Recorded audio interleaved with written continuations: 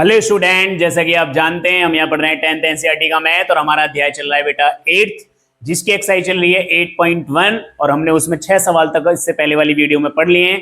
आज हम 7 सवाल से स्टार्ट करने वाले हैं, तो आगे बढ़ने से पहले हमारे चैनल को सब्सक्राइब कर लें, वीडियो को लाइक कर दें, अगर हमारी वीडियोज पसंद आ रही है तो उनको शेयर कर दें। चलते अपने 7वें सवाल पर। तो ये है बेटा आपका 7वां सवाल, जिसमें कह रहा है कि यदि cot थीटा बराबर 7/8 है, यानी आपने जो 6 सवाल पढ़े थे उनमें से 5 सवालों में इसी प्रकार के सवाल दिए गए थे, जिसमें आपको किसी भी एक त्रिकोणमितीय अनुपात की वैल्यू देता है। आपको गौर से देखना है कि किस किस मान की जरूरत है। cot थीटा का दे रखा है, cot थीटा के बारे में पूछ रहा है, कोई प्रॉब्लम नहीं, लेकिन sin cos का भी निकालना पड़ेगा। तो चलिए सबसे पहले हमको दे क्या रखा है वो देखिए। तो हमें दिया है कि cot theta is equal to 7/8। क्या दे रखा है? cot theta is equal to 7/8। अगर cot थीटा को आपको पता हो तो हम यहाँ लिख लेते हैं फिर से, जिससे आपको हमेशा याद रहे, लाल बटे का ये हमारा रूल था, जिसमें हमारा ये बेटा किसका फॉर्मूला है? साइन का। ये किसका है? कॉस का। ये किसका है? टेन का। ये किसका है? कॉट का। ये किसका है? सेक का। और ये किसका है? कुसेक का। इस प्रकार हमारे ये रूल थे, ठीक है ना। तो हमें पता है cot थीटा बराबर 7/8 है। कितना है? 7/8। तो cot क्या होता है बेटा? cot होता है tan का उल्टा, तो यानी आधार बटे लंब। क्या होता है? आधार बटे लंब। समझ में आ रहा है सभी के? आधार बटे लंब में हम क्या करेंगे कि इसको मान लेंगे, जैसे कि हम कल मान रहे थे कि माना जो आपका बेटा a है वो आपका कितना हो गया? 7x, क्योंकि अनुपात में से बाहर निकालेंगे तो x या y राशि लेके निकलेगा। तो l क्या है आपका? 8x। अब हमें k का मान निकालना है, तो k का मान कैसे निकालेंगे? k का रूल लगाएंगे, कर्ण जब हम निकालते हैं तो दोनों बाकी की जो राशि होती है आधार लंब उनको हम ऐड कर देते हैं, ठीक है। तो कर्ण का square is equal to a का मान आपका कितना है बेटा? 7x का स्क्वायर। l का मान आपका कितना है? 8x का स्क्वायर। तो k स्क्वायर बराबर 7×7 कितना हो गया? 49 बेटा। 8×8 कितना हो गया? 64x square. अब आपका ये टोटल कितना आ गया बेटा? ये आ गया आपका टोटल 113x का स्क्वायर। अब जब हम k की वैल्यू निकालेंगे तो 113 तो बाहर नहीं निकलेगा, लेकिन x बाहर निकल जाएगा। तो k की वैल्यू आ गई √113x। कितनी आ गई? √113x। अगर आप इसका फिगर बनाना चाहते हो तो इस प्रकार बना सकते हो। एक समकोण त्रिभुज बना लीजिए, ठीक है। ये आपका समकोण त्रिभुज है और आपको है ना क्या कह रहा है यार? थीटा कह रहा है, तो हम यहाँ थीटा मान लेते हैं। अगर यहाँ थीटा मानेंगे तो ये लंब है, तो ये आपको दे रखा है 8x और ये आपका आधार है, ये आपको दे रखा है 7x और ये आपका आया है बेटा √113x। समझ में आ गई बात? √113x। हमें अगर गौर से देखें तो हमें साइन थीटा और कॉस थीटा के मान की जरूरत है। तो साइन थीटा की वैल्यू क्या होती है बेटा? साइन थीटा की वैल्यू होती है लंब बटे कर्ण। क्या होती है? लंब बटे कर्ण। तो मान रखिए लंब का मान बेटा आपका कितना है? लंब का मान आपका बेटा है 8x और कर्ण का मान आपका कितना है? √113 × x। x से कट गया x, तो बेटा साइन थीटा की वैल्यू आपकी कितनी आ गई? साइन थीटा की वैल्यू आ गई √8/√113। इसी प्रकार आप cos थीटा की वैल्यू निकालिए। किसकी निकालिए? cos थीटा की। cos थीटा की वैल्यू निकालेंगे जब हम, तो cos थीटा का फॉर्मूला है बेटा आधार बटे कर्ण। आधार बटे कर्ण। तो बेटा आधार का मान क्या है आपका? आधार का मान आपका बेटा 7x है और कर्ण का मान हमारा आया है √113 × x। x से x कैंसिल आउट हो गया, तो आपका बेटा cos थीटा का मान आ गया 7/√113। तो इस तरीके से आपका साइन थीटा की वैल्यू भी आ चुकी है, आपकी cos थीटा की वैल्यू भी आ चुकी है, cot थीटा की वैल्यू ये खुद ही होती है। अब हमको सिर्फ क्या करना है? अब हमको सिर्फ जो वैल्यू पूछी गई है उनकी वैल्यू निकालनी है। तो पहला आपका सवाल है बेटा कि हमको निकालना है 1 + साइन थीटा, हमको निकालना है 1 - साइन थीटा, हमको निकालना है 1 + cos थीटा और एक हमको निकालना है 1 - cos थीटा। आप चाहो तो मुझे एक चीज दिखाई दे रही है, आप चाहो तो इसको थोड़ा सा सॉल्व कर लो या आप इसमें डायरेक्ट वैल्यू भी रख सकते हो। देखो अगर मैं सॉल्व करता हूं तो गौर से देखो, आपने एक रूल पढ़ा होगा a + b और a - b। जो रूल होता है वो होता है a² - b² का। यानी अगर एक बार कोई दो राशियां प्लस में लिख रही हैं और एक बार माइनस में लिख रही हैं और मल्टीप्लाई हो रही है तो रूल a² - b²। यहाँ गौर से देखो, ये अगर हम 1 को a मान लें और साइन थीटा को b मान लें तो a + b a - b। ऐसी cos थीटा को अगर b मान लें तो a + b a - b। तो ऊपर भी a² - b² लगा सकते हैं, तो a² - b² लगाएंगे तो 1 का स्क्वायर और साइन थीटा का स्क्वायर। ऐसे नीचे लगाएंगे तो 1 का स्क्वायर और cos थीटा का स्क्वायर, जिससे हम बेटा थोड़ा आसान हो जाएगा और एक बार में सवाल हो जाएगा। चलिए मान रख दीजिए, 1 का स्क्वायर तो 1 हो गया, साइन थीटा का मान आपका कितना आया है बेटा 8/√113। तो 8/√113 का क्या हो गया बेटा स्क्वायर, नीचे आ जाइए एक एकम एक माइनस कॉस थीटा का मान कितना आया है 7/√113।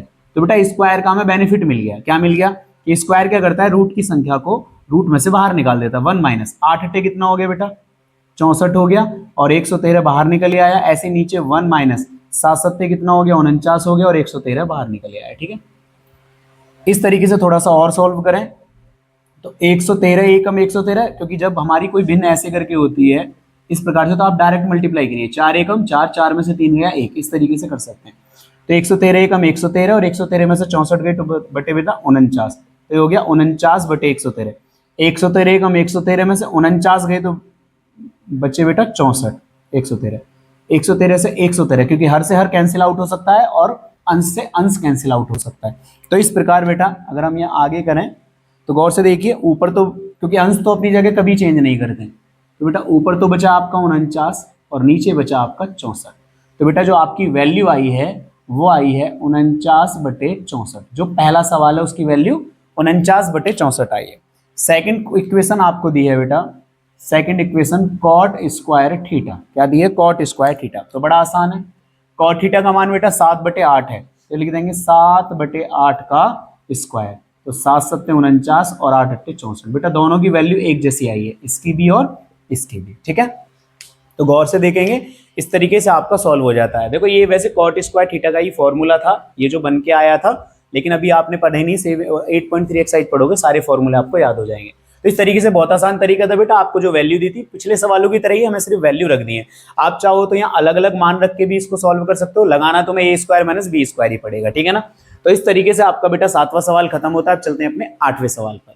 तो बेटा ये है आपका 8वां सवाल, जिसमें आपसे कहा गया है 3 cot a बराबर 4। तो जांच कीजिए कि 1 माइनस tan स्क्वायर ए बटे 1 प्लस tan स्क्वायर ए बराबर cos स्क्वायर ए माइनस साइन स्क्वायर ए है या नहीं। तो हमको क्या करना है बेटा, ये उसी सवाल की तरह है जिसमें आपके थोड़ा सा खेल कर रखा है आपके साथ, कुछ नहीं करना है, इसको थोड़ा सा मैनेज कर लीजिए। तो cot a बराबर इस 3 को 4 के बटे में ले जाएंगे, इस प्रकार हम लिख सकते हैं। और cot का रूल अभी आपने पढ़ा था, आधार बटे लंब, tan का उल्टा आधार बटे लंब। तो फिर से बेटा वही काम करेंगे, हम मान लेंगे कि माना जो आपका a है वो आपका 4x है, जो आपका l है वो आपका 3x है, और आपको k फाइंड करना है। आप है ना प्रॉपर्टी बना के यानी चित्र बना के भी कर सकते हो इस तरीके से, जैसे हम हर बार बनाते हैं। यहाँ आपको a कह रहा है, सब में a कह रहा है, तो आप यहाँ a मान लीजिए, यहाँ b मान लीजिए, यहाँ c मान लीजिए, क्योंकि और किसी की बात ही नहीं कर रहा है। तो बेटा a माना है तो ये अब आपका ये वाला एंगल रहेगा और ये एंगल रहेगा, तो आपका आधार जो रहेगा वो यही वाला रहेगा। और आधार आपको कितना दे रखा है 4x दे रखा है, चित्र के माध्यम से करना चाहते हो तो 3x, और ये हमको फाइंड करना है। कर्ण फाइंड करना है, सबसे आसान कर्ण को फाइंड करना होता है। तो k स्क्वायर बराबर जो बाकी के दोनों हैं हम उनको दोनों को ऐड कर देंगे, तो क्योंकि पाइथागोरस थ्योरम लग जाती है यहाँ। तो k स्क्वायर बराबर a का मान आपका 4x है तो 4x का स्क्वायर, l का मान आपका 3x है तो 3x का स्क्वायर। अब हम आगे सोल्व करेंगे तो 4 चौक 16x का स्क्वायर, 3 तिया 9x का स्क्वायर, तो k स्क्वायर बराबर हो गया 25x का स्क्वायर। जब हम k की वैल्यू निकालेंगे तो 25 किसका वर्ग है 5 का, और x स्क्वायर x का। माइनस में आ नहीं सकता क्योंकि जो लंबकर्ण आधार है वो माइनस में नहीं हो सकते। k का मान आपका बेटा कितना आ चुका है, k का मान आपका 5x आ चुका है। अब आपके पास तीनों वैल्यू है, a का, l का, k का। अब हमको चाहिए क्या, देखो अगर गौर से देखो इस वाले सवाल में, एक तो साइन की वैल्यू चाहिए, एक कॉस की वैल्यू चाहिए और एक tan की वैल्यू चाहिए। हम तीनों की वैल्यू निकाल के फाइंड कर लेते हैं। वैसे तुमको पता हो tan cot का उल्टा होता है, जो cot का मान है उसका उल्टा करते हैं tan का आ जाएगा, फिर भी हम निकाल के दिखा देंगे आपको। सबसे पहले हम बेटा फाइंड करते हैं साइन a की वैल्यू। साइन a यानी सब a से है तो अब इसी a से निकलेगा, तो लंब बटे कर्ण होता है बेटा। साइन का मान होता है लंब बटे कर्ण, फटाफट वैल्यू रख देते हैं। लंब का 3x और कर्ण का बेटा आपका आया 5x, x कैंसिल आउट हो गया, तो आपका बेटा साइन a का जो मान आया वो आया 3/5। अब फटाफट करके कॉस a का और निकाल दीजिए, है ना। अब आप भी सीख गए होंगे, आप भी मेरे साथ साथ फटाफट निकाल सकते हैं, वीडियो को पॉज करके भी निकाल सकते हैं, ठीक है ना। और कॉस का फॉर्मूला है आधार बटे कर्ण, आधार बटे कर्ण। आधार का वैल्यू क्या है बेटा आपका, आधार का वैल्यू आपका 4x है, k का वैल्यू आपका कितना है 5x है, x क्या हो गया कैंसिल आउट हो गया, कॉस ए का मान बेटा कितना हो गया 4/5। बेटा एक्स से बिल्कुल नहीं घबराना, एक्स कोई भी परेशानी नहीं डालता आपके लिए, एक्स को मानना बहुत जरूरी है सवाल के प्रोस्पेक्टर के हिसाब से, ठीक है ना। अब आगे गौर से देखिए, अब हम निकालेंगे बेटा tan a। किसको निकालेंगे? tan a को फाइंड करेंगे। tan a वैसे cot a का उल्टा होता है, लेकिन कोई बात नहीं, हम tan a का रूल लगा लेते हैं। tan का होता है लंब बटे आधार, कोई फर्क नहीं पड़ेगा, ठीक है। लंब का मान बेटा आपका कितना है 3x है, a का मान आपका कितना है 4x है, x कैंसिल आउट हो गया, तो tan a का मान बेटा आपका आ गया 3/4। अब इसके साथ तुम्हारे पास तीनों वैल्यू हैं। अब आपको सिर्फ क्या करना है, जो हमें जांच करनी थी तो उसको निकाल लेते हैं। जांच करनी है, किसकी जांच करनी है उसको ले लेते हैं, और जिसकी जांच करनी है उसको फाइंड करते हैं फटाफट। तो आपका है 1 माइनस tan स्क्वायर ए बटे 1 प्लस tan स्क्वायर ए बराबर कॉस स्क्वायर ए माइनस साइन स्क्वायर ए। आप 11वीं क्लास में जब जाओगे तो आप पढ़ोगे कि ये भी cos 2a का फॉर्मूला, ये भी cos 2a का फॉर्मूला, लेकिन कोई बात नहीं, अभी बहुत दूर है आपकी 11वीं, ठीक है ना। चलिए 1 माइनस tan स्क्वायर है, 1 माइनस tan का वैल्यू आपका 3/4, तो 3/4 का क्या हो गया बेटा स्क्वायर हो गया। 1 प्लस tan स्क्वायर है, 1 प्लस tan a का मान फिर से 3/4, तो 3/4 का क्या हो गया स्क्वायर हो गया। चलिए cos का मान रखिए, cos का मान आपका बेटा 4/5, तो 4/5 का क्या हो गया बेटा स्क्वायर हो गया। साइन का मान रखिए, साइन का मान आपका 3/5, तो 3/5 का स्क्वायर हो गया। वैल्यू आपको निकालनी है और सिर्फ पुट करनी है, रख दीजिए फटाफट आंसर आ जाएगा। चलिए यहाँ सॉल्व करते हैं थोड़ा सा, यहाँ थोड़ा ऐसे मार्क लगा लेते हैं, इससे आपको याद रहे कहाँ से स्टेप शुरू हो रहा है, ठीक है। तो यहाँ से स्टेप शुरू हो रहा है। चलिए तो देखिए 1 3 तिया कितना हो गया बेटा 9, और 4 चौक कितना हो गया 16। यहाँ हो गया 1 प्लस 3 तिया कितना हो गया 9, और 4 चौक कितना हो गया 16। यहाँ आपका 4 चौक कितना हो गया 16, 5 पंजे कितना हो गया 25, 3 तिया कितना हो गया 9, और 5 पंजे कितना हो गया 25। बहुत ईजी है। अब गौर से देखिए अगला स्टेप स्टार्ट करने वाले, अगले स्टेप पे ध्यान देंगे जल्दी से फटाफट से। 16 एकम 16, 16 में से 9 गए 7, तो 7/16 आ गया। 16 एकम 16 और 9 गए 25/16 आ गया। गौर से देखिए हर से हर कैंसिल आउट हो गया। इधर आप देखिए दोनों में 25 है, अगर दोनों में 25 है तो ये दोनों ऐसे ही माइनस हो जाएंगे, तो 16 में से 9 गया कितना बचा 7। तो गौर से देखो यहाँ भी 7/25 आ रहा है, और यहाँ भी 7 यहीं लिख देता हूँ, तो यहाँ भी कितना आया 7/25 आया, और यहाँ भी कितना आया 7/25 आया। तो इसका मतलब क्या है बेटा सत्य है। क्या है? सत्य है ना। एक कर लेंगे कि ये क्या है, सत्य है कि ये दोनों आपस में क्या है बराबर हैं। तो बेटा इस तरीके से हमने 8वें सवाल को भी समाप्त कर लिया। हमने कुछ नहीं किया, वैल्यू निकाले जिनकी जरूरत थी और हमने पुट करे, और हमारा आंसर जोड़ घटा गुणा भाग से भिन्नों को हल करना आना चाहिए, बस हो गया है। इस तरीके से 8वां सवाल खत्म होता है। अब चलते हैं अपने 9वें सवाल पर। ये आपका 9वां सवाल, कौन सा सवाल 9वां सवाल, जिसमें आपको त्रिभुज एबीसी दिया गया है जिसका कोण 20 समकोण है। यहाँ आपको कोई चित्र नहीं दिया गया है इस सवाल में, और आपको इस प्रकार की एक वैल्यू दी गई है, जिसमें मैंने कहा था कि अगर इस प्रकार की वैल्यू दी गई है तो अगर आपसे ए से सारे मान पूछ रहा है तो बहुत ईजी काम है, लेकिन गौर से देखो यहाँ सी से भी पूछ रहा है। तो हमने कहा था कि जब वो ऐसी वैल्यू देने के बाद किसी अनुपात की अगर वैल्यू देता है तो उससे अगर किसी और की भी राशि का मान पूछ रहा है, ये देखिए सी का भी पूछ रहा है, तो उसको बताना पड़ेगा कि समकोण कौन है। तो उसने देखो बताया है कि जिसका कोण 20 समकोण है। तो अब हमें पता लग गया कि जो हम फिगर बनाएंगे उसके हिसाब से इसको एडजस्ट कर सकते हैं। गौर से देखिए अब हमसे है ना बी को समकोण बता दिया उसने, तो हम बी को क्या मान लेंगे समकोण मान लेंगे। अपने ए और सी को कहीं भी मान सकते हैं क्योंकि ए और सी से पूछ रहा है हमसे, ठीक है। तो बहुत आसान है। अब हमको दिया क्या है, गौर से देखिए हमको दिया है कि tan a बराबर जो है 1/√3 है, और tan बराबर होता है बेटा लंब बटे आधार यानी l बटे a। तो हम यहाँ से मान सकते हैं कि जो आपका l है वो आपका 1x का मतलब x ही मान लीजिए, वो आपका x है, ठीक है। और जो आपका a है वो आपका √3x है। किसके हिसाब से बेटा, a दे रखा है तो a के हिसाब से, a के हिसाब से लंब कौन है ये वाला है, इस a के हिसाब से लंब कौन है ये वाला, तो ये हमको x दिया है, और आधार कौन सा है ये वाला, तो √3x। तो इसके हमें क्या फाइंड करना है, इसके हिसाब से जो हमें दे रखा है उसके हिसाब से हमें कर्ण को फाइंड करना है। तो कर्ण का फॉर्मूला है a² + l², ठीक है सिंपल। तो लगाइए, तो k² = a का मान आपका क्या है बेटा √3x का स्क्वायर, l का मान क्या है आपका x का स्क्वायर। तो k² बराबर √3 बेटा कितना होता है 3, तो हो गया 3x का स्क्वायर, स्क्वायर उसका 3 होता है, 3x का स्क्वायर प्लस x²। तो k² 3 और 1 बेटा कितना हो गया 4x का स्क्वायर। k का मान निकालेंगे तो 4 तो 2 का होता है और x² x का, तो k का मान बेटा आपका कितना आ गया 2x आ गया। तो हमें k का मान पता लग गया कि k का मान आपका 2x है, तीनों मान पता लग गए। उसने हमसे sign A into cos C, cos A into sine सी, यानी एक तरीके से देखा जाए तो साइन ए, कॉस ए और कॉस सी और साइन सी, यानी साइन और कॉस के दोनों ए से मान पूछ रहा है, ए के कॉस साइन और सी के भी कॉस साइन, दोनों के निकालने हैं। तो चलिए हम एक एक करके दोनों के निकालते हैं। बस सी के हिसाब से क्या होगा, लंबा आधार चेंज हो जाएंगे। तो सबसे पहले हम एंगल ए के लिए निकालते हैं। किसके लिए, एंगल ए के लिए। एंगल ए के लिए, एंगल ए के लिए किसका मान निकाल रहे हैं, साइन ए का। तो साइन ए, साइन बता क्या होगा बेटा, लंब बटे कर्ण। तो साइन एल का मान कितना बेटा, एक्स। ए के लिए एक्स ही है लंब, याद रखना ए के लिए आपका एक्स है, तो ए के लिए निकालने, तो ए के लिए आपका लंब ये है और कर्ण आधार ये है, ठीक है। उसके लिए बात चेंज हो जाएगा। तो मैं इसमें से नहीं देखूंगा, कभी आप इसमें से एल और ए ऐसे करके देखने लगो, नहीं, क्योंकि ए और सी की बात चल रही है, तो आप है ना इसके हिसाब से देखोगे, इसके हिसाब से एल और के नहीं लोगे, ठीक है। एंगल ए के लिए लंब ये है तो आपका एक्स है, कर्ण आपका बेटा कितना है, 2x है, ध्यान रखना है इस बात का। तो ये आपका आ गया 1/2। तो साइन ए का मान कितना आया, 1/2। इसी प्रकार आप कॉस ए का मान निकाल लीजिए। कॉस ए का फॉर्मूला है बेटा आधार बटे कर्ण। तो ए के हिसाब से आधार आपका √3x और आपका कर्ण क्या है, 2x। x से x कट गया, तो ये मान आ गया आपका बेटा। तो साइन ए का मान आपका 1/2 आया है और कॉस ए का मान आपका √3/2 आया है। अब निकालेंगे बेटा हम एंगल सी के लिए। किसके लिए, एंगल सी के लिए। एंगल सी के लिए साइन का और कॉस का मान। तो साइन सी का मान निकालेंगे। तो बेटा फॉर्मूला तो यही रहेगा, लंब बटे कर्ण, लेकिन सी के लिए बेटा लंब जो है ना वो आपका ये वाला होगा, √3x। तो सी के लिए लंब आपका क्या है, अंडर। देखो ये एल और के जो है वो इससे रिलेटेड नहीं है। मैंने कहा था कि जिसमें आपसे एक की वैल्यू देके एक की पूछ रहा है तो बहुत आसान है, लेकिन अगर दो की पूछ रहा है तो आपको चित्र के माध्यम से करना पड़ेगा, हमेशा याद रखना, ठीक है ना।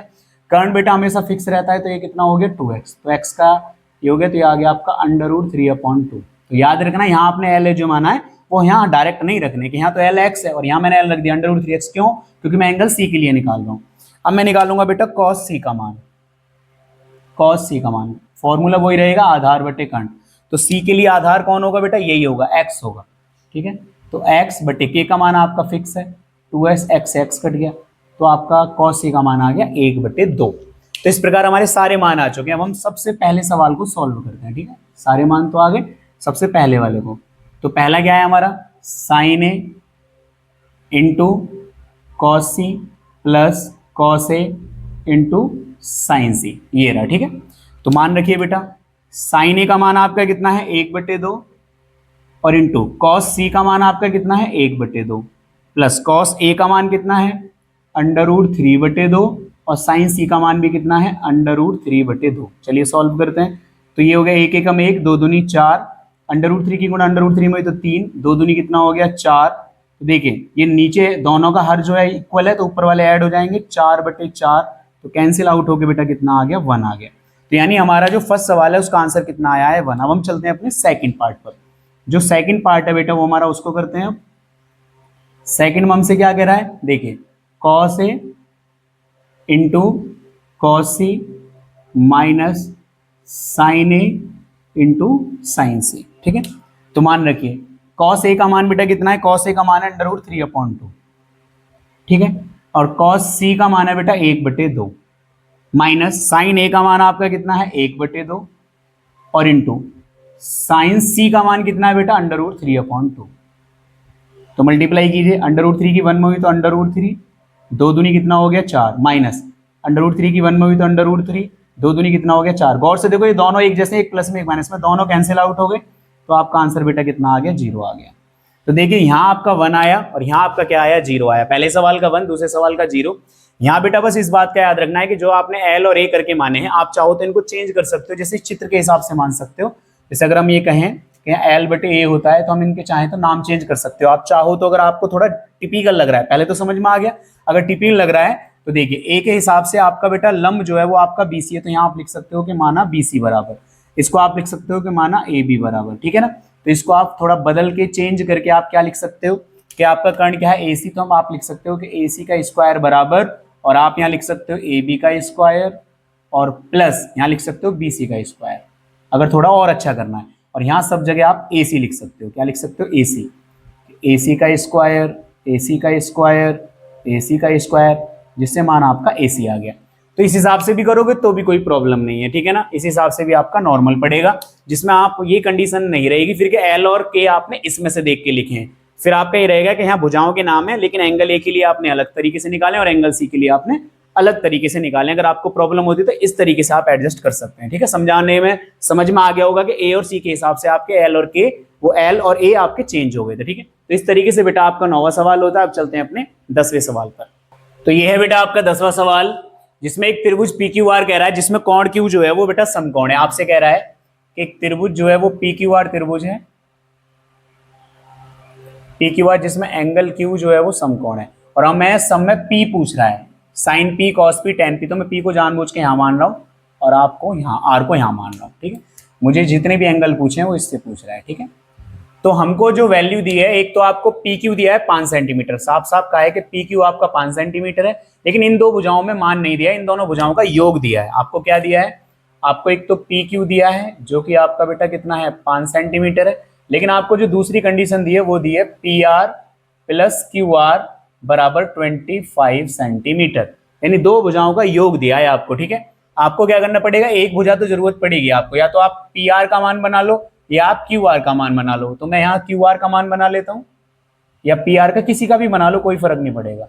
तो 25 माइनस क्या हो गया बेटा, पी आर हो गया, क्योंकि अगर आप पी आर का बनाओगे तो क्यू आर का पहले आएगा, क्यू आर का बनाओगे तो पी आर का मान पहले आएगा। या आप इसको समीकरण बेटा फर्स्ट मान लो। अब आपको है ना, इसका आपने मान बना लिया, क्यू आर का बनाया है 25 माइनस पी आर, और पी आर का मान हमको पता नहीं है। अभी देखा जाए तो हमें दो चीजों का मान नहीं पता है, लेकिन जब तक पी आर का नहीं आएगा तब तक आपका क्यू आर का भी नहीं आएगा, क्योंकि हमने क्यू आर का मान 25 माइनस पी आर बनाया है। तो जब पी आर का मान आ जाएगा तो यहाँ रख जाएगा और उसके बाद क्यू आर का मान आ जाएगा। तो हमें पी आर के मान को निकालना पड़ेगा। तो हम सीधा सीधा, कोई ऑप्शन नहीं है यहाँ, हम सीधा सीधा पाइथागोरस थ्योरम लगाते हैं। क्या लगाते हैं, पाइथागोरस प्रमेय लगा रहे हैं। यहाँ लगा रहे हैं, देखो यहाँ इधर, तो पाइथागोरस प्रमेय द्वारा, तो पाइथागोरस प्रमेय लगाएंगे तो कर्ण का स्क्वायर, कर्ण यानी फॉर्मूला क्या है आपका, पी आर का स्क्वायर यानी कर्ण का स्क्वायर बराबर शेष दो भुजाओं के वर्गों का योग, तो पी क्यू का स्क्वायर प्लस क्यू आर का स्क्वायर। आगे पीछे कहीं भी लगा सकते हो, ठीक है। तो चलिए स्टार्ट करते हैं। पी आर का मान मुझको पता ही नहीं है बेटा, पी आर का स्क्वायर। पी क्यू का मान मुझको पता है 5, तो 5 का स्क्वायर। और क्यू आर का मान आपको दे रखा है बेटा, क्या निकाला था, 25 माइनस पी आर, तो 25 माइनस पी आर का स्क्वायर। अब बेटा यहाँ देखो a माइनस बी का होल स्क्वायर आ रहा है, ये आपको पता होना चाहिए क्या होता है। मैं यहाँ लिख देता हूँ कि a माइनस बी का जो होल स्क्वायर होता है वो होता है a square plus B square minus 2ab। अगर एडजेक्ट देखना चाहोगे तो माइनस 2ab बीच में होता है, याद रखना है ना। लेकिन बच्चे इसी प्रकार जल्दी याद रखते हैं, तो आप इस तरीके से याद कर लीजिए। सही वाला क्रम बीच में a होना चाहिए, ठीक है। तो पी आर का स्क्वायर बराबर 5 पंजे कितना हो गया बेटा 25, प्लस लगाइए ए स्क्वायर यानी 25 का स्क्वायर बेटा कितना हो गया 625, प्लस बी स्क्वायर यानी पी आर का स्क्वायर हो गया। यहाँ प्लस है इसलिए मैं बिना ब्रैकेट लगाए लिख रहा हूँ, अगर यहाँ माइनस होता तो मैं यहाँ ब्रैकेट में खोलता सब चीजों को। चाहो तो तुम अब भी ब्रैकेट में खोल सकते हो, लेकिन ब्रैकेट में क्योंकि प्लस है तो नहीं खोलने की जरूरत है। माइनस 2 इंटू ए का मान बेटा आपका 25 और बी का मान आपका पी आर, ठीक है। तो चलिए आगे स्टार्ट करते हैं। देखिए गौर से देखिए, पी आर स्क्वायर से आपका P R square cancel out हो गया, और ये है ना कटा नहीं है कि एक बार कट गया, ये माइनस में आएगा तो इधर बेटा 0 आया, बराबर में आपका बेटा कितना, क्योंकि यहाँ बहुत से बच्चे पी आर से पी आर स्क्वायर काट के 1 लिख देते हैं, उससे सवाल गलत हो जाता है। भाई यहाँ आपने भाग थोड़ी ना दिया है, आप इधर माइनस में लेके गए हो तब हुआ है, तो 0 हो जाएगा। अच्छा इसको जोड़िए, 625 और 25 कितना हो गया बेटा 650, और इसको देखेंगे तो 25 दूनी 50 पी आर, 50 पी आर। ये इधर माइनस में, इधर बेटा 0 के क्या में आ जाएगा प्लस में, तो 0 में तो कुछ भी जुड़ जाएगा, और बराबर में आ गया बेटा 650। 50 से 650, 0 से 0 13 बार कटेगा, तो आपका बेटा जो पी आर का मान आया है वो आया है 13 सेंटीमीटर। अब पी आर का मान आती है आपको क्यू आर का, तो तुरंत पता लग गया, क्यों, क्योंकि क्यू आर का फॉर्मूला क्या है, तो क्यू आर का आपने मान बनाया था 25 माइनस पी आर। तो बेटा 25 माइनस पी आर करोगे तो क्यू आर बराबर 25 माइनस 13, यानी आपका आ गया 12 सेंटीमीटर। तो आपको पता लग गया कि आपका जो क्यू आर है वो कितना आया है 12 सेंटीमीटर आया है। कितना आया है 12 सेंटीमीटर। अब आपके पास तीनों वैल्यू हैं। पी क्यू का मान देखो ये रहा आपका 5 सेंटीमीटर, और मैं इसको यहाँ मिटा देता हूँ। अब मेरा ये आ चुका है 12 सेंटीमीटर और मेरा ये आ चुका है बेटा 13 सेंटीमीटर। तो इस तरीके से आपको तीनों वैल्यू पता लगी। अब तो हम कुछ भी निकाल सकते हैं, किसी का भी मान पूछ लो हमसे, चाहे अब हमसे पी से पूछ लो, चाहे हमसे आर से पूछ लो, तो उसने हमसे साइन पी, कॉस पी और टेन पी पूछे। तो चलिए एक एक करके निकालते हैं। सबसे पहले हम साइन पी को निकालते हैं। साइन का फॉर्मूला बेटा लंब बटे कर्ण, चाहे पी से पूछे चाहे आर से पूछे। तो बेटा मान रखेंगे एल यानी लंब, पी के हिसाब से लंब कौन है 12, और के कौन है बेटा आपका 13, कौन है 13। तो आपका साइन पी का मान जो आया है वो आया है 12/13। अब निकालते हैं बेटा कॉस पी का मान। कॉस पी का मान निकालिए। कॉस के लिए फॉर्मूला आधार बटे कर्ण। पी के हिसाब से आधार कौन है बेटा, पी के हिसाब से आधार आपका है 5 सेंटीमीटर, तो आधार हो गया आपका 5 और कर्ण आपका वही है 13। तो कॉस पी का मान बेटा कितना आ गया 5/13। अब लास्ट हमारा है टेन पी का मान। टेन पी, टेन का फॉर्मूला बेटा आपका क्या है लंब बटे आधार। अब तो याद हो गए होंगे, इतने सवाल पढ़ रहे हैं हम लगातार। टेन पी का मान लंब बटे आधार। तो टेन पी के लिए एल कौन है, पी के लिए एल है बेटा आपका 12, सामने वाला होता है। आधार आपका बेटा कितना है 5, तो बेटा टेन पी का मान आ गया आपका 12/5। तो इस तरीके से बेटा आपके तीनों वैल्यू आ चुके हैं। बस इसमें हमसे इतना कर दिया था कि दो वैल्यू दिए नहीं थे, मिक्स कर दिए थे, उनका योग दे दिया था। तो योग दे दिया तो भी निकालने बहुत आसान है, क्योंकि हमारे पास पाइथागोरस थ्योरम है। अगर एक वैल्यू नहीं दी, अगर दो का योग दिया है तो भी हमारा एक मान निकाल के वो हमको दे सकती है। तो इस तरीके से बेटा हम थोड़ा सा पाइथागोरस प्रमेय में थोड़ा सा वर्क हो गया था। आप अगर यहाँ पी आर का मान बनाते तो पी आर का मान यहाँ रखा जाता, रूल लगता a माइनस बी का होल स्क्वायर, तो आपका पहले क्यू आर का मान आता। क्यू आर का मान 13 नहीं आता, फिर क्यू आर का मान यहाँ 12 आता, फिर आप उसमें 12 को रखते तो पी आर का मान 13 आता। मान वही रहेंगे क्योंकि मान कभी चेंज नहीं होता है, ठीक है। तो इस तरीके से आपका बेटा 10वां सवाल खत्म होता है। अब हमारा 11वां सवाल है जिसमें सत्य असत्य आपको बताने हैं, तो उनको भी बड़े ध्यान से पढ़िएगा क्योंकि वो आपके एमसीक्यूज के लिए बहुत इंपॉर्टेंट होते हैं, उनका कॉन्सेप्ट समझना बहुत जरूरी होता है। तो चलते हैं अपने लास्ट सवाल 11वें सवाल पर। तो बेटा ये है आपका 11वां सवाल, जिसमें कह रहा है सत्य या असत्य बताने और कारण सहित बताने हैं क्यों सत्य हैं और क्यों असत्य हैं। तो चलिए हम पहले से स्टार्ट करते हैं। जो हमारा पहला है वो कह रहा है tan a का मान सदैव 1 से कम होता है। यानी हमारा जो पहले में पूछ रहा है वो हमसे कह रहा है कि tan a का मान सदैव 1 से कम होता है, ये हमको बताना है सत्य या असत्य। तो चलिए हम चेक कर लेते हैं। आपको पता होगा बेटा tan जो होता है वो क्या होता है आपका, जो आपका tan होता है वो होता है बेटा लंब बटे आधार। इसे tan a का कह रहा है, कोई बात नहीं, कुछ भी मान लीजिए, लंब बटे आधार। सपोज करो कि हमने एक बेटा कोई हमने फिगर लिया है ना, कर्ण जो होता है वो फिक्स होता है और वो सबसे बड़ी भुजा होता है। क्या होता है, तुमको भी पता है कि जो आपका कर्ण होता है वो सबसे बड़ी भुजा होता है, और शेष दो भुजाएं किसी भी प्रकार की हो सकती हैं, बस इसके पाइथागोरस थ्योरम को वो फॉलो करनी चाहिए। तो सपोज करो कि मैं एक एग्जांपल लेता हूं, ये आपका 5 है कर्ण, तो ये आपको पता है ये 3 है, ये 4 है। ऐसा भी हो सकता है कि ये 3 हो और ये आपका 4 हो, क्योंकि इस एंगल के लिए लंबाधार चेंज हो जाता है, ठीक है। फिलहाल tan a के लिए बात करें तो a ये है, तो मैं ये थोड़ी ना कह रहा कि ये फिक्स थोड़ी ना होते हैं। मैं चाहूं तो इसको 3 कर सकता हूं, इसको 4 कर सकता हूं, मैं चाहूं तो इसको 3 कर सकता हूं और इसको 4 कर सकता हूं कि नहीं। इस हिसाब से अगर आप गौर से देखो तो tan a का मान अगर a के लिए लंब 3 है और आधार आपका बेटा कितना है 4 है, तो 4 का भाग देंगे तो 0.4 सत्ते 28, 4 पंजे 20, 0.75 आएगा।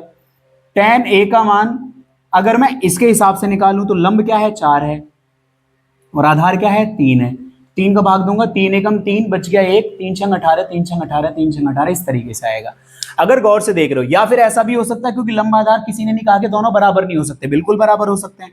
अगर दोनों बराबर हैं तो ज्यादा से ज्यादा आपका अगर मान लो ये भी a है ये भी a है, दोनों का मान कितना आ सकता है 1 आ सकता है। तो अगर गौर से देख रहे हो तो ये आपका बेटा 1 से कैसा है छोटा है, और अगर इससे देख रहे हो ये 1 से कैसा है बड़ा है, और ये 1 का कैसा है बेटा बराबर है। यानी tan का मान 1 से छोटा भी हो सकता है, 1 के बराबर भी हो सकता है और 1 से बड़ा भी हो सकता है, क्योंकि यहाँ लंब आधार है। कर्ण होता तो वो फिक्स रहता, ठीक है ना, लेकिन लंब आधार फिक्स नहीं होते, कभी भी कोई भी लंब हो सकता है, छोटा हो सकता है, आधार बड़ा हो सकता है, कभी आधार छोटा हो सकता है लंब बड़ा हो सकता है, या दोनों बराबर भी हो सकते हैं। तो आंसर बड़ा, एक से बड़ा, एक से छोटा, एक के बराबर भी आ सकता है। लेकिन जबकि यहाँ क्या कह रहा है, जबकि यहाँ एक वर्ड दिया है बेटा सदैव नाम से, क्या दिया है सदैव, कि tan a का मान सदैव 1 से कम होता है। तो ऐसा नहीं है, सदैव 1 से कम नहीं होता है, 1 के बराबर, 1 से बड़ा या 1 से छोटा भी हो सकता है। तो इस तरीके से हमें बेटा इसका पता लग गया। तो ये हमारा बेटा क्या हो गया, ये हमारा बेटा हो गया असत्य। क्या हो गया, असत्य हो गया पहले वाला आंसर। चलिए दूसरे वाले सवाल पे चलते हैं, है ना। दूसरे वाले में क्या कह रहा है कि किसी कोण a के लिए, किसी मान के लिए, यानी a का कोई मान है जिसके लिए sec a बराबर 12/5 है। तो sec a बराबर जो है वो 12/5 है। तो बेटा सेक का रूल लगाइए। सेक का रूल क्या होता है? कर्ण बटे आधार। तो कर्ण बटे आधार। अब गौर से देखिए बेटा, सेक का रूल कर्ण बटे आधार है, और आपको पता है कि किसी भी त्रिभुज की जो सबसे बड़ी भुजा होती है वो कर्ण होती है। क्या होती है? कर्ण। कर्ण त्रिभुज की सबसे बड़ी भुजा होती है, तो कर्ण का मान सबसे बड़ा होना चाहिए, यानी आधार से बड़ा होना चाहिए। कौन? कर्ण। तो यहाँ गौर से देखोगे 5 जो है वो छोटा है 12 से, तो 12 बिल्कुल सही जगह है जहां कर्ण होना चाहिए, और आधार उससे छोटा है। तो इसका मतलब ये वैल्यू बिल्कुल हो सकती है, क्योंकि कर्ण यहाँ अपने आप ही क्या आ रहा है? बड़ा आ रहा है। तो इस तरीके से बेटा ये क्या हो गया? सत्य हो गया, क्योंकि ये आपके रूल को फॉलो कर रहा है कि कर्ण का मान बड़ा होना चाहिए आधार से, जो कि है। ठीक है, इधर आइए। इस वाले में कह रहा है कि cos a, यानी इसको क्या बोलते हैं? cos a, कोण a के कोसिकेंट के लिए प्रयुक्त एक संक्षिप्त रूप। नहीं बेटा, तुमको भी पता है कि कोसिकेंट जो होता है, कोसिकेंट जो होता है वो बेटा कोसेक का रूप होता है छोटा, यानी उसका छोटा रूप क्या होता है? कोसेक होता है। लेकिन हमको यहाँ क्या दे रखा है? कॉस दे रखा है। क्या दे रखा है? कॉस, क्योंकि हमको पता है कि इसका जो संक्षिप्त रूप है वो कोसेक होता है। हमको दे रखा है कॉस, तो बेटा ये क्या हो गया? असत्य हो गया। क्यों असत्य हो गया? क्योंकि कोसिकेंट का जो शॉर्ट रूप है, संक्षिप्त रूप है, वो आपका कोसेक है, ना कि कॉस है। तो ये यहां गलत साबित हो गया। उसके बाद आपका बेटा ये वाला आता है कि कॉट ए जो है वो कॉट और ए का गुणनफल है। ये हमने आपको इंट्रोडक्शन वीडियो में बताया था कि कॉट आपका बेटा एक त्रिकोणमितीय अनुपात है, जो एक राशि है जो अपने साथ एक एंगल को लेता है। लेकिन हम ये नहीं कह सकते कि कॉट जो है वो ए का मल्टीप्लाई है, यानी दोनों का क्या हो रहा है? गुणनफल। तो ये बेटा आपका साफ साफ असत्य है, ये हमने इंट्रोडक्शन में भी आपको बताया था। ठीक है, क्योंकि ये दोनों आपस में गुणनफल नहीं होते हैं। ठीक है, आगे कह रहा है किसी भी कोण थीटा के लिए साइन थीटा का मान 4/3 होगा। तो ऐसे करके देख लेते हैं अभी हम। तो साइन थीटा बराबर हो गया बेटा 4/3, और साइन का बेटा रूल क्या है आपका? लंब बटे कर्ण। अब गौर से बताइए, यहाँ लंब का मान 4 है, कर्ण का मान 3 है, तो कर्ण छोटा हो गया लंब से? ऐसा तो नहीं हो सकता, क्योंकि कर्ण तो हमेशा क्या होता है बेटा? बड़ा होता है। तो साइन थीटा का मान कभी भी 4/3 नहीं हो सकता, क्योंकि कर्ण का मान हमेशा लंब से बड़ा होना चाहिए, जो कि यहाँ दे रखा है छोटा। तो हम यहां भी बोल देंगे कि यह आपका बेटा क्या है? असत्य है। तो इसमें बेटा एक ही सत्य आया है, और वो है आपका ये वाला, ये वाला। बाकी सब के सब कथन क्या है बेटा? असत्य है। मैंने हर एक का रीजन बता दिया। tan a का मान 1 के बराबर, 1 से बड़ा, 1 से छोटा भी होता है। इसमें सदैव कह रहा था तो गलत हो गया। sec a का मान 12/5, क्योंकि कर्ण बटे क्या होता है? आधार होता है, तो कर्ण का मान यहाँ बढ़ा दे रखा है, सही है। कॉस जो है वो कोसिकेंट का नहीं, कोसाइन का एक शॉर्ट रूप है। यहाँ कोसिकेंट का शॉर्ट रूप कोसेक होता है, तो इसलिए असत्य हो गया। कॉट और ये दोनों आपस में गुणनफल नहीं होते, ये हमने आपको बता रखा था। साइन थीटा के लिए 4/3 नहीं हो सकता, क्योंकि नीचे जो आता है उसमें कर्ण आता है, और कर्ण कभी भी लंब से छोटा नहीं हो सकता, क्योंकि कर्ण त्रिभुज की सबसे बड़ी भुजा होता है। तो इस तरीके से बेटा हमने ये सत्य असत्य को अच्छे से जान लिया होगा। इसी के साथ हमारी बेटा 8.1 एक्सरसाइज जो है पूरे तरीके से खत्म होती है। अब हम नेक्स्ट वीडियो में 8.2 एक्सरसाइज, जिसमें हम angle 0, 30 degree, 45 degree, 60 degree, 90 degree के वैल्यू निकालना सीखेंगे, सभी 6 के 6 अनुपात के लिए। तो अगले उसमें ट्रिक के लिए बिल्कुल तैयार रहिए सभी। मिलते हैं अगली वीडियो में 8.2 एक्सरसाइज के इंट्रोडक्शन के साथ। धन्यवाद। हमारे चैनल को सब्सक्राइब जरूर कर लेना, जिससे हमें मोटिवेशन मिलता है और आपके लिए वीडियो बनाने के लिए। धन्यवाद।